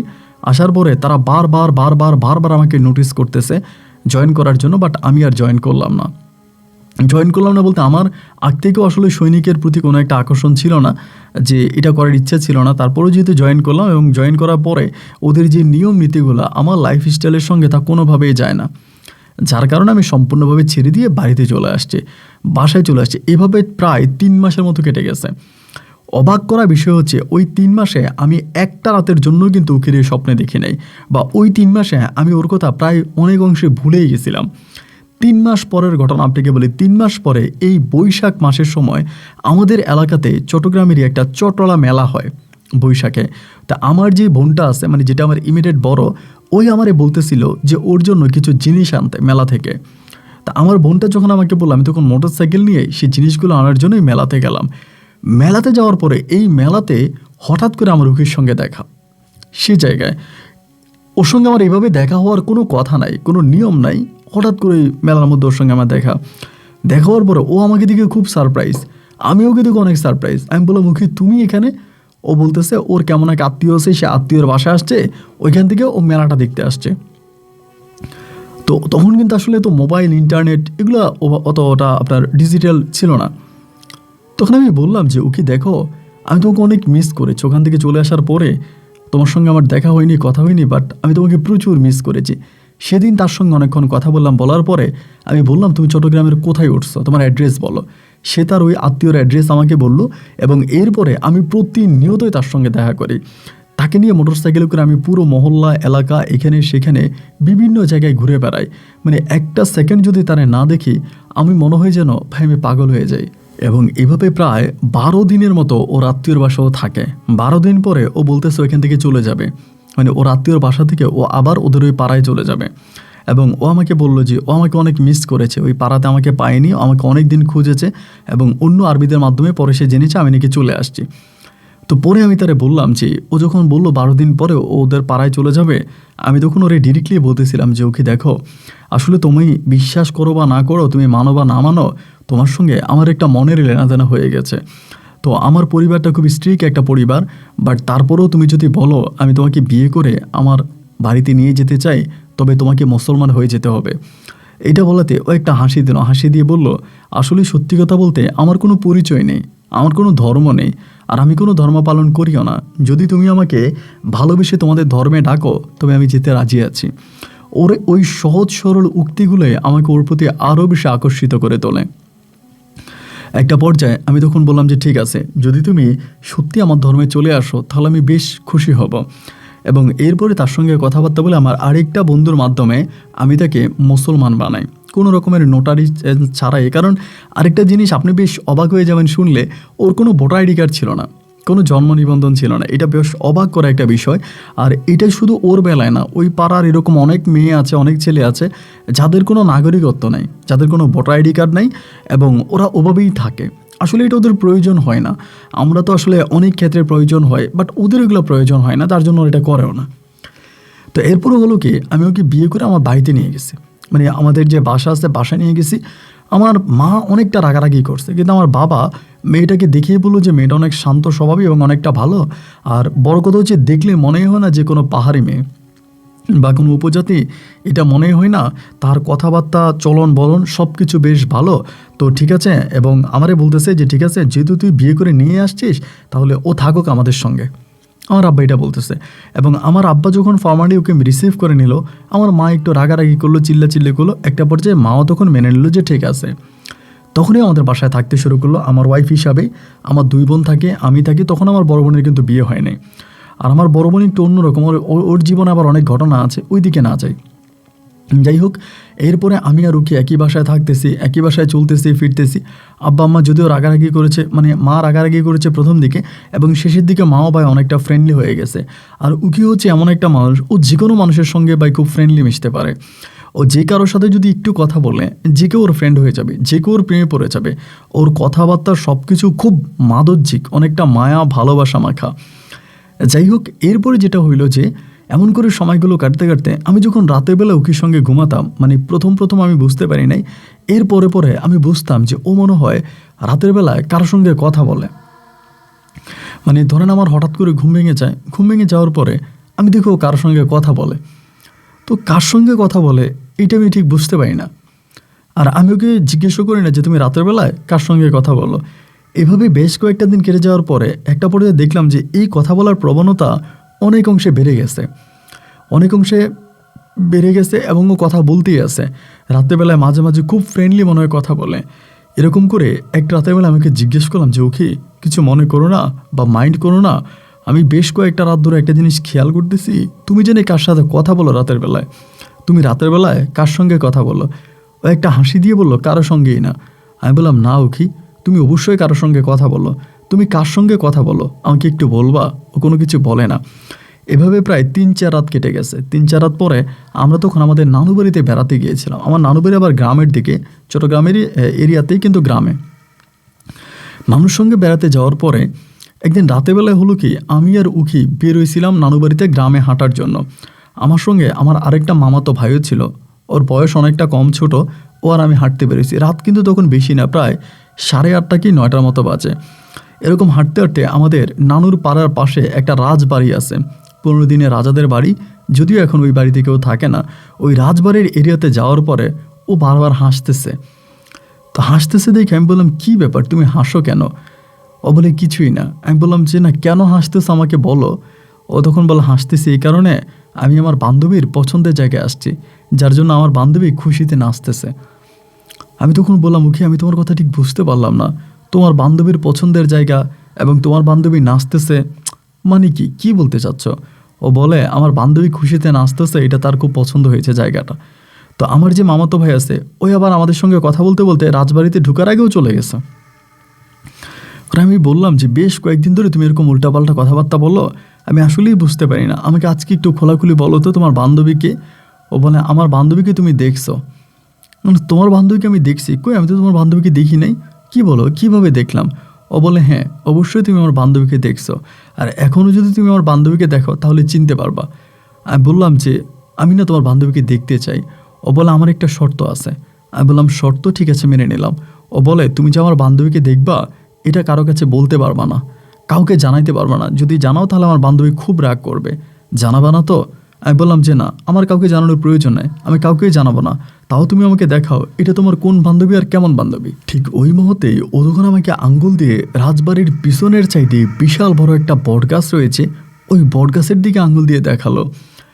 আমি বটগাছের দিকে তাকিয়ে দেখলাম ভাই, আমি প্রথম যখন ওই দুর্গম পাহাড়ি এরিয়াতে যাই, আমি আপনাকে বলেছিলাম, আপনার মনে আছে কিনা, যে উক্তিকে আমি যেখানে দেখতাম ও সবসময় যেখানে বসে থাকে, যে জায়গাটাও বসে থাকতো ওই গাছটার মধ্যে আমি একটা অদ্ভুত আকারের পাখি দেখেছিলাম, যেটা আকারে বিশাল বড় এবং সাদা রঙের। তো যে পাখিটা আমাকে বেশ অবাক করেছে, পরের দিনে পাখি সম্বন্ধে জানতে আমি গাছের নিচে যাই এবং সেখানে উকির সঙ্গে আবার পরিচয় হয়। সেই একই পাখিটা আমি তখন দেখলাম যে ওই বটগাছটার মধ্যে বসে আছে। দেখে আমার শরীরটা বেশ মানে ভয় পেয়ে গেছে, আমার শরীরের পশম দাঁড়িয়ে গেছে। আমি তখন উকিরে জিজ্ঞেস করতেছি উকি এটা কি হলো? ও আমাকে বলে কই কিছু না তো, আমার বান্ধবী। আমি বললাম দেখো আমি এই সেম পাখিটাকেই তুমি যেখানে বসে থাকতা ওখানে দেখেছিলাম, গাছের উপরে পাখিটা বসে থাকতে দেখেছি রাতের বেলায়, এটা জানার জন্য আমি সকালে সে জায়গায় যাই। ও বলে তুমি না আমাকে জিজ্ঞেস করতা আমি কেন ওই জায়গাটা বসে থাকি? কারণ আমার বান্ধবীর জায়গা আসে আর ওই জায়গাটা আমার বান্ধবীর পছন্দের জায়গা, এই জন্য আমি এই জায়গাটার মধ্যে বসে থাকি। আমি তখন বললাম তোমার এটা কেমন বান্ধবী? ও তখন বলে আমার বান্ধবী কিন্তু তোমাদের মতো মুসলমান, ও কিন্তু হিন্দু না, বা ও কিন্তু আমাদের ধর্মের না, ওর নাম হচ্ছে পারুল। আমি বললাম পারুল? বলে হ্যাঁ ওর নাম পারুল, এবং ও স্বাভাবিকভাবে নারীদের রূপ ধারণ করতে পারে, সুন্দর মেয়েদের রূপ ধারণ করতে পারে। ও যদি কোনো নারীর রূপ ধারণ করে তুমি যদি দেখো ওর প্রেমে পড়ে যাবা। দেখেন এই কথাগুলো আমার আপনার কাছে হয়তো কল্পনা মনে হতে পারে বা অন্যরকম মনে হতে পারে, কিন্তু আমার জীবনে ঠিক এই ঘটনাগুলো একই রকম ঘটে যে সিনেমাকেও হার মানায়। তখনও আমি ওর দিকে তাকিয়ে আছি যে ওকে এগুলো কী বলতেছো তুমি আমাকে? আচ্ছা ঠিক আছে তোমার বান্ধবী তো কোনো মেয়ে হতে বলো তো। ওই তখন বলে যে আমার বান্ধবী এখন হবে না, যখন সময় হবে তখনও হবে। তা আমি তখন আর তার কোনো কিছু বললাম না, এই দিনটা কেটে গেল। তা আমি তখন দেখতাম যে রাতেবেলা মাঝে মাঝে কথা বলে, তা আমি বুঝতাম যে ওর সঙ্গে কিছু একটা আছে, তবে এইটা তো ওর কোনো ক্ষতি করে না, ওর কোনো ক্ষতি করে না, তাহলে কেনই বা আমি এটাকে বিরক্ত করবো বা ওর ইচ্ছা শক্তিতে আমি মানে প্রভাব খাটাবো? আমি ওর আর এই বিষয় নিয়ে কিছু বললাম না। এভাবে প্রায় আরও কিছুদিন কেটে গেল। ও যখন আমাদের বাসায় থাকতেছে, চলাফেরা করতেছে, খাওয়া দাওয়া করতেছে বা সবার সঙ্গে উঠা বসা, ওই মুহূর্তের ভিতরে আমার মা কিন্তু খুব ট্যালেন্ট ছিল, কোনো স্বাভাবিক না, অনেকটা ট্যালেন্ট, মানে খুবই চালাক মহিলা ছিল। আমার আম্মা তখন করলো কি, একদিন আমাকে ডেকে বলতেছে যে বাবারে তুই বিয়ে করছিস, সে চাকমা হোক আর যাই হোক, সে তো মুসলিম ধর্ম গ্রহণ করছে, নামাজ কালাম পড়ে, যার জন্য আমার ভালো লাগে। আচ্ছা বাবা আমি আসলে ঠিক বুঝতেছি না এই মেয়েটার সঙ্গে কি কোনো কিছু আছে?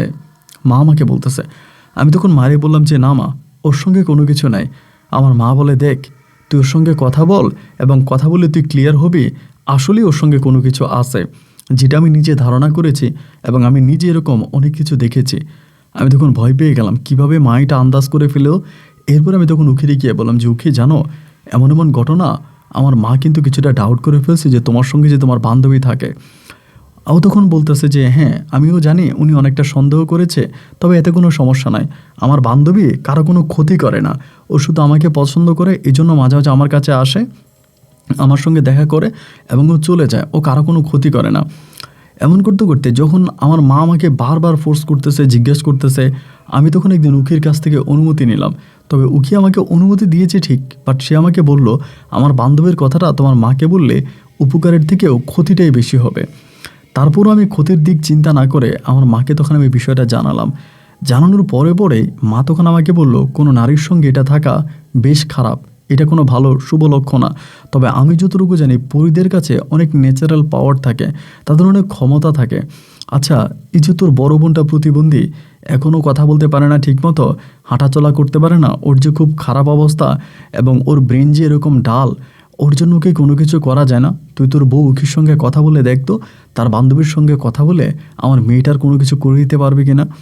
আমি তখন মাকে বললাম যে আচ্ছা ঠিক আছে, আমি উখির সঙ্গে কথা বলে তোমাকে জানাবো। আমি যখন উখির সঙ্গে কথা বললাম, উখি তখন আমাকে বলে যে আমি আমার বান্ধবীর সঙ্গে কথা বলেছি, বান্ধবী এই ধরনের কাজ কখনোই করে না, ওর এটা পছন্দ না। বাট তারপরেও তুমি যেহেতু বলছো এবং তোমার প্রথম চাওয়া সে অপূর্ণ করবে না, সে একটা জিনিস আমাকে দিবে, ওইটা তোমার বোনকে যদি ব্যবহার করে তাহলে হয়তো তোমার বোন ভালো হবে। এই ঘটনার পরের দিনে উকি তখন আমাকে একটা তেল দিল, দিয়ে বলল প্রতি রাতে ঘুমানোর সময় আমার বোনকে যাতে আমরা মাথার মধ্যে এই তেলটা দিয়ে দিই, মানে মাথার মধ্যে 1-2 ফোঁটা দিয়ে জাস্ট আমরা টাইগার বম বা অন্য অন্য মানে মলম যেভাবে ম্যাসেজ করি ওভাবে যাতে মাথায় ম্যাসেজ করে দিই তেলটা, এবং আমার বোন তখন স্বাভাবিক হতে শুরু হবে। এই কথা বলার পরে এই তেলটা তখন ম্যাসেজ করতে শুরু করে। আপনি বিশ্বাস করবেন না, ঠিক 3 দিনের মাথায় এই তেলটা 3 দিন আমার বোনের মাথায় মেসেজ করার পরে আমার বোন স্বাভাবিকের থেকেও, মানে আগে যেরকম ছিল সেটার থেকেও অনেকটা ভালো হয়ে গেল। লাইক আমাদের সঙ্গে কথাবার্তাও বলতেছে, এবং ওর এই অলৌকিক পরিবর্তনটা আমাদের গোটা পরিবারটাকে তখন অন্যরকম বানিয়ে ফেলে। এর মধ্যে আরও একটা কথা আমি আপনাকে বলে রাখি, আমার যে বোন আছে, আমার মানে একেবারে বড়টার যে ছোটটা, ওরে কিন্তু আবার বিয়ে দিয়েছিলাম, এবং ওর জামাই কিন্তু খুব ভালোই ছিল, বাট ওর শাশুড়িটা ভালো না, শাশুড়িটা বেশ খারাপ, আমার বোনকে খুব জ্বালাতন করতো। তো যাই হোক, এভাবেই তখন আমার বোন 3 দিনের মাথা আমার বোন প্রায় আপনার 70% সুস্থ হয়ে গেছে, এবং আমার বোন এই 70% সুস্থ হয়ে যাওয়াতে আমাদের পরিবারের সবাই বিষয়টাতে ভীষণ রকমের অবাক হয়ে গেল যে কী ব্যাপার, ওই এতটা ভালো কিভাবে হয়ে গেল, এতটা সুস্থ কীভাবে হয়ে গেল মাত্র কয়েকদিনের মাথায়। আলহামদুলিল্লাহ, তখন এই উখির সঙ্গে যেই জিনিসটা থাকতো বা যে পারুল থাকতো, এতে আমাদের পরিবার কিন্তু রাগ করতো না, মানে অভিমান করতো না, বেশ ভালোই হতো। এবং ওই পরীটাও আমাকে বেশ পছন্দ করতো, মনে হতো আমি তাকে মাঝে মাঝে স্বপ্নে দেখতাম, এবং ও উখির সঙ্গে আসতো, উখির সঙ্গে বসতো, উখির সঙ্গে কথা বলতো, এই সব কিছু আমাকে বেশ ভালোই লাগতো। এভাবেই দীর্ঘদিন কেটে যাওয়ার পরে আস্তে আস্তে করে উখি একটু একটু করে অসুস্থ হতে শুরু হয়, ওর বুক ব্যথা বা বিভিন্ন ধরনের রোগ দেখা দেয়। এবং এই যে রোগগুলো দেখা দেয়, আমি তখন ওর বলি যে উখি, তোমার বান্ধবীকে বলো তোমার চিকিৎসা করার জন্য, সে তো চিকিৎসা করতে পারে, সে যেহেতু আমার বোনের চিকিৎসা করতেছে তাহলে তোমার চিকিৎসাও সে করতে পারবে। উখি তখন আমাকে বলে যে আমার বান্ধবী বলেছে এটা আমার মরণবিধি, আর মরণবিধি চিকিৎসা কোনো পরী বা কোনো জিন বা কেউই করতে পারে না। আমি বললাম কি বলো, মরণবিধি মানে? ও বলে হ্যাঁ, আমার উপরে ডাক চলে এসেছে, যে কোনো সময় হয়তো আমি চলে যেতে পারি। ওর কথাগুলো শুনে আমি তখন খুব মানে একেবারে এগিয়ে গেলাম যে এটা তুমি কী বলো, তুমি কেন আমাকে ছেড়ে চলে যাবা, আজও আমাদের কোনো সন্তানাদি হয়নি, তোমার বান্ধবীকে বলো না যে যাতে আমাদের একটা বাচ্চা কাচ্চা হয় সেই ব্যবস্থা করে দেয়। ও তখন বলে আমার বান্ধবীকে আমি অনেক বলেছি, কিন্তু আমার বান্ধবী বলতেছে আমি কখনো মা হতে পারবো না, বিধাতার নিয়ম অনুযায়ী আমার কখনো সন্তান হবে না। আমি বললাম যে এইটা কেন? ও বলে তা ঠিক জানি না, তবে আমার বান্ধবী আমাকে যেটা বলেছে আমি সেটাই তোমাকে বললাম। এই করতে করতে আস্তে আস্তে আস্তে আস্তে করে উখি প্রায় অনেকটাই অসুস্থ হয়ে গেছে, এবং একটা পর্যায়ে বিছানায় পড়ে গেছে। তখন খুব কান্নাকাটি করতাম ওর জন্য, ওর তো আসলে কেউই ছিল না, না ছিল বাবা, না ছিল মা, আত্মীয় স্বজন কেউ নেই, ও তো সব ছেড়ে আমার কাছে চলে আসছে, ওদের ধর্মের কেউই আর ওর কোনো খবর নেয়নি। তা আমার মা উখির অনেকটা পছন্দ করতো, আমার বোনেরাও পছন্দ করতো, সবাই করতো। এই করতে করতে একটা পর্যায়ে হলো কি, আমার যে বোন আছে, মানে যেটা আমার বড় বোন, আমার বড় বোনের শাশুড়ির সঙ্গে খুব খারাপ একটা ঝামেলা হয়েছে। ঝামেলা হওয়ার পরে ওই মহিলাটা তখন করলো কি, মানে ওই আমার বোনকে মেরে আমার বোনকে আমাদের বাড়িতে পাঠিয়ে দিছে। তো একদিন রাতেবেলায় আমার মা তখন আমার বোনের সঙ্গে আলোচনা করে আমারে বললো একটা কাজ কর, তোর বউয়ের সঙ্গে যে পরীটা আছে ওই পরীটারে বল যে তোর বোনের শাশুড়িকে একটু সাহেস্তা করে দেওয়ার জন্য, মহিলাটার একটু ক্ষতি করার জন্য, মহিলাটাকে যাতে একটু ক্ষতি করে ফেলে, মহিলাটা যাতে একটু নষ্ট করে, এই পরীটাকে তুই বলে দে। তো তখন তো উখি মোটামুটি অসুস্থ। এরপর আমি উখিরে বললাম যে উখি, মা তো এমনি এমনি বলতেছে মহিলাটা অনেক খারাপ, এবং তুমি যদি তোমার ওই পারুলের সঙ্গে কথা বলো এবং পারুলকে যদি তুমি বলো তাহলে দেখো না যে পারুল ওর কোনো উপকার করতে পারে কিনা বা কোনো কিছু করতে পারবে কিনা। উখি তখন আমাকে বলে যে দেখো, ও আসলে এরকম না, মানে আমি যেরকম বলতেছি ও সেরকমভাবে করে না, তারপরও আমি ওর সঙ্গে কথা বলবো। পারুলের সঙ্গে কথা বলার পরে ও তখন পারুলকে বলে যে মানে পরীদের মধ্যে অনেক জাত আছে, বিভিন্ন ধরনের পরীরা বিভিন্ন কাজ করে, অনেক পরীরা অনেক ধরনের কাজ করে, কিন্তু ওদের মানে নিয়ম শৃঙ্খলা অনেক ভালো, মানে এরা অনেক ভালো জাতের, এবং ও যদি এই ধরনের কোনো কাজ করে তাদের ওদের সর্দারের দ্বারা ওর কঠিন বিচার হবে, হয়তো এমনও হতে পারে ও আর কখনোই আমাদের কাছে আসতে পারবে না বা আমাদের সঙ্গে দেখা করতে পারবে না, এমনও আইন বা এমনও নিয়মকানুন হয়ে যেতে পারে। উকি তখন বারবার মানা করার পরেও ওই মুহূর্তটাতে আমি তখন বারবারই বলতেছিলাম যে না, মানে উখি মানা করতেছে, আমার মা বলতেছে করার জন্য। এই ঝামেলার ভিতরে আমি তখন উখিরে বললাম যে উখি তুমি ওরে একটু বলো না যে তো একটা করে। এবার উখি রাগ করে ওর বান্ধবী পারুলকে যখন বলছে, পারুল বলছে যে ঠিক আছে করবে। তো ঠিক আছে করবে বলেই কিন্তু শুরু করে দিয়েছে। ইতিমধ্যে আমার বোনের যেই শাশুড়ি ছিল, সেই শাশুড়ির খুব ক্ষতি করতো, নষ্ট করতো, এটা করতো ওইটা করতো, বেশ মানে জ্বালাইতো। এরকম করে বেশি দিন যায় নাই, প্রায় 1 থেকে 1.5 মাসের মাথায় একদিন হঠাৎ করে পারুল কান্না করতেছে রাতের বেলায়। তো রাতের বেলায় কান্না করতেছে, রাত না ঠিক তখন প্রায় সন্ধ্যা 7টা কি 8টার মধ্যে। আমি পারুলকে জিজ্ঞেস করলাম, সরি পারুল না উখি আমার বউ। তাই বললাম কান্না করতেছে কেন? ও বলে কান্না করতেছে এই কারণে, তোমার বোনের উপকার করতে গিয়ে আজ আমার বান্ধবী অনেক বড় বিপদে পড়ে গেছে। আমি বললাম বড় বিপদ? কি বিপদে পড়ছে? তো উখি আমাকে জানাইলো যে মানে আমার বোনের শাশুড়ি যে ছিল সে নাকি অনেক বড় একটা কবিরাজ ধরেছে, এবং সেই কবিরাজটার সঙ্গে যে জিনটা ছিল সে নাকি খুব পাওয়ারফুল, এবং সেই জিনটা নাকি উখিদের যে সর্দার আছে, মানে সরি পারুলদের যে সর্দার আছে, ওই পারুলের সর্দারের কাছে বিচার দেয়, এবং বিচার দেওয়াতে সেই বিচারে পারুলকে ডেকে নেওয়া হয়, এবং ডেকে নিয়ে পারুলকে অনেক সাহায্য করে, এবং পারুল আর কখনোই আমাদের সঙ্গে এভাবে আসতে পারবে না, আমাদের সঙ্গে দেখা করতে পারবে না, এবং পারুলকে ওইখানের মধ্যে আটকিয়ে দেওয়া হয়। এগুলো নাকি পারুলকে বলে দিয়ে তারপরে চলে গেছে, তার জন্য ও কান্না করতেছে। আমি বললাম আরে না তুমি কান্না করো না, পারুল আসবে, এটা কোনো কথা হইলো নাকি? আমার বোনের শাশুড়ি তো এখন আগের মতোই আছে, ঠিক হয়ে গেছে। বলে না না না, পারুল বারবার মানা করছিল, তারপর আমি এটা কেন করলাম? এভাবে বেশি দিন না, প্রায় 12 থেকে 13 দিনের মাথায় আমি হঠাৎ করে কোনো কারণ না কোনো কিছু নেই অসুস্থ অবস্থায় উকি তখন মারা যায়। এবং উকি মারা যাওয়ার পরে আমি মানসিকভাবে প্রায় অনেকটাই ভেঙে পড়ি, আমি অনেকটা কষ্ট পাই। এবং উখির যেমন আত্মীয় স্বজন কেউই ছিল না, সুতরাং আমাদের ধর্ম অনুযায়ী, আমাদের নিয়ম অনুযায়ী তখন তাকে আমরা কবরস্থ করি, মানে দাফন কাফন করে ফেলি। ও মারা যায়, মানে মারা যাওয়ার পরে। তো ও মারা যাওয়ার পরে আমার পরিবার তখন বারবার বলতেছে, আমার মা এবং অন্য যারা আছে, তুই বিয়ে করে ফেল। কিন্তু ভাই আমার জীবনটা জানি কেমন খুব হার্ড হয়ে গেছিলো, মানে উখি মারা যাওয়ার পরে আমি এই মানসিক চাপটা স্বাভাবিকভাবে নিতে পারি নাই। আমি উখিকে অনেক পছন্দ করতাম, উখির সঙ্গে আমার সত্যি এক আত্মার সম্পর্ক ছিল। হঠাৎ ওই উখির মৃত্যুতে আমি মানসিকভাবে এতটাই ভেঙে পড়ি যে নতুন করে কাউকে বিয়ে করা বা কারোর সঙ্গে সংসার করা এইটা আমার দ্বারাই হচ্ছিল না। আমি দিনের পর দিন, রাতের পর রাত উখির কবরে বসে থাকতাম, এবং ওর কবরে কোরআন তেলাওয়াত করতাম, ওর জন্য দোয়া চাইতাম। এইভাবে একদিন দুদিন নয়, আমার জীবন থেকে টানা 14 বছর কেটে যায়। এই 14 বছরে আমার পরিবার অনেক চেষ্টা করেছে, মানে চেষ্টার কোনো ত্রুটি রাখে নাই আমাকে বিয়ে শাদী করানোর জন্য, কিন্তু 14 বছরেও আমি কোনো বিয়ে করি নাই। 14 বছর পরে হঠাৎ করে আমি এক রাতের বেলায় উখিকে স্বপ্নে দেখি, এবং খুব গভীরভাবে স্বপ্নে দেখে উখি আমাকে অনুরোধ করে বলে যে আমি যেন বিয়ে করি। এটা প্রায় 14 বছর পরে আমি যেন বিয়ে করি, এবং বিয়ে করার সময় ও আমাকে একটা নিয়ম বলে দেয়, মানে একটা কথা আমাকে বলে যে ওই রকম একটা মেয়েকে বিয়ে করার জন্য যেরকম তার চাওয়া, ওইটা সে আমাকে স্বপ্নে এসে বলে যায়। তো এটা যখন সে আমাকে স্বপ্নে এসে বলে, তখন আমি একটু বিব্রত হয়ে যাই যে ও আমাকে এটা কেন বললো, স্বপ্নে এসে বলে গেছে। এবং এটা বলে যাওয়ার পরে আমি তখন কী করলাম, ওই যে সিনড্রোমগুলো দেখাইছিল যে মেয়ের মাঝে এই জিনিসগুলো থাকবে, তুমি তারে বিয়ে করবে, এবং সে মোটামুটি ওরকম একটা মেয়ের ঠিকানা আমাকে স্বপ্নে দিয়ে যায়। ওর পাওয়া থেকে স্বপ্ন থেকে আমি 14 বছর পরে আমার পরিবারকে জানালাম যে আমি বিয়ে করব।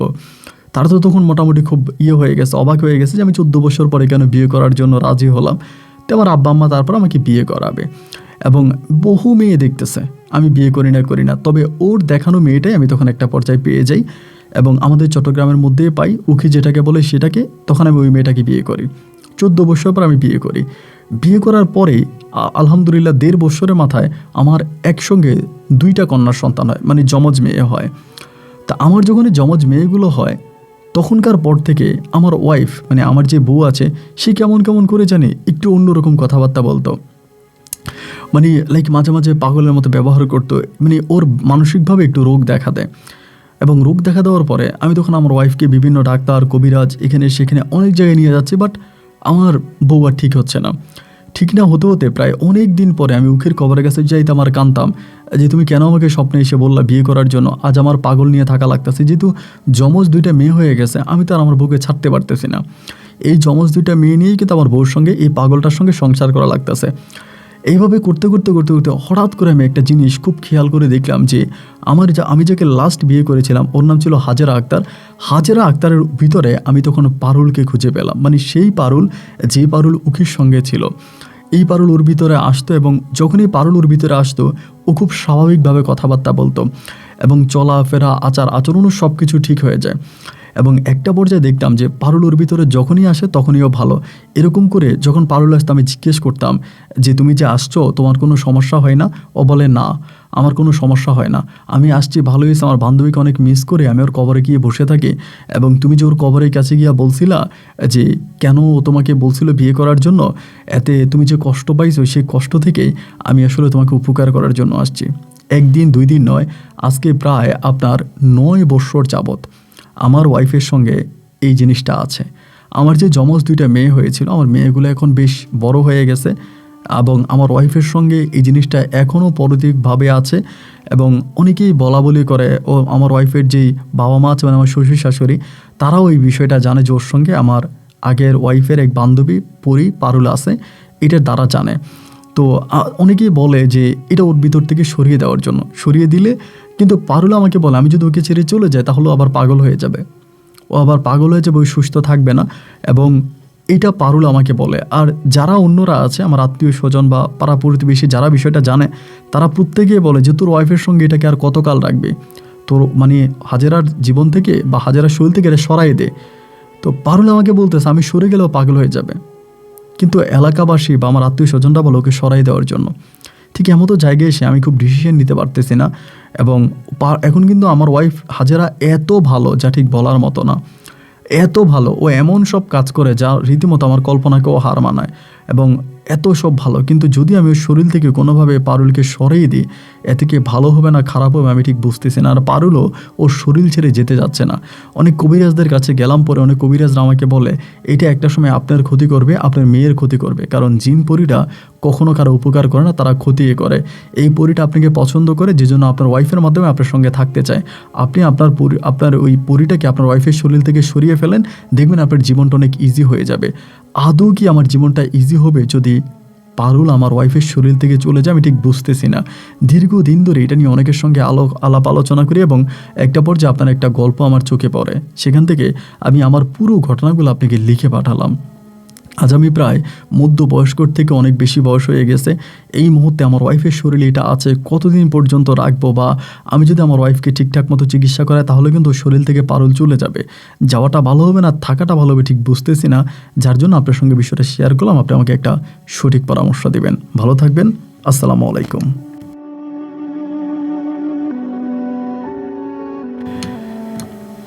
সম্মানিত বন্ধুগণ, সবাইকে অনেক বেশি ধন্যবাদ এ পর্যন্ত আমার সঙ্গে থেকে চট্টগ্রামের ভাই মোহাম্মদ সোহেল রানার জীবনের এই অবাক করা বাস্তব গল্পটা শোনার জন্য। দেখেন, ওনার সর্বশেষ একটা প্রশ্ন ছিল। এখন কিছু বিষয় আপনাদেরকে একটু ক্লিয়ার করে রাখি।